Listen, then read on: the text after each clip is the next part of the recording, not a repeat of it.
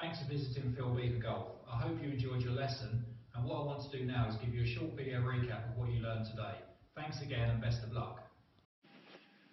Hi Joe, good to catch up with you last night. You was hitting the ball really nicely on the range, the odd few shots to the right, but mainly obviously the flight is still going way too high, and we know why this is. It's because we're losing the lag.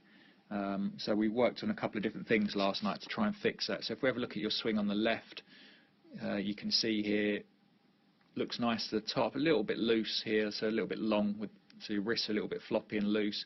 But really keep an eye on the right leg. I know we've done some work on this in the past.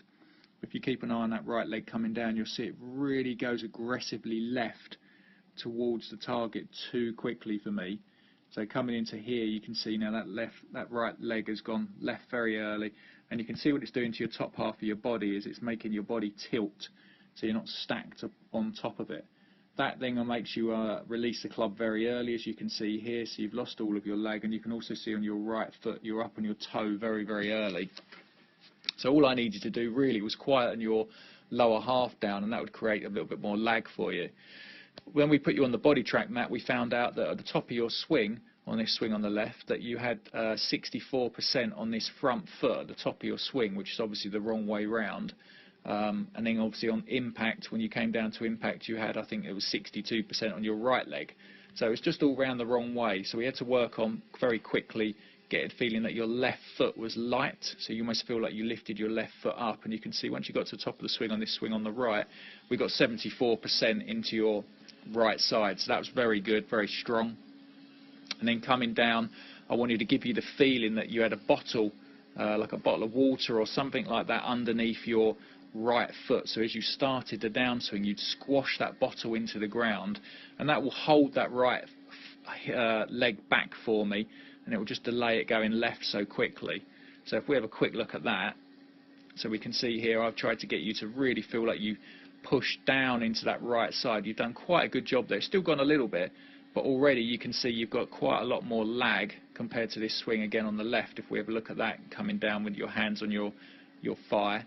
So one more frame there, you can see already you've gained quite a lot more angle compared to the swing on the left. So for you, it was all about holding that right leg back, feeling that the pressure goes into it, so you've got 70% at the top of your backswing. As you start down, your first move was to feel like you pushed down into the ground, into that right foot, as your arm started down, Joe, and that just got your top half a little bit more on top of it, and obviously eventually I'd like to see your shaft at 90 degrees on this position. But that really did make a big difference. The BodiTrak really helped on that for me and for you. And also you can see how much more grounded that foot is compared to this foot here. It's right on a tiptoe there. So lower half's a much stronger position.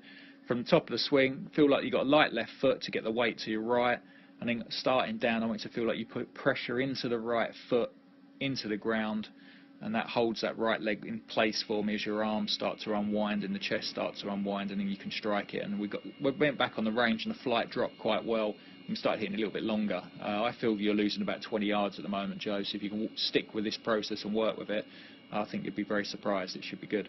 Thanks, Joe, and I'll see you soon.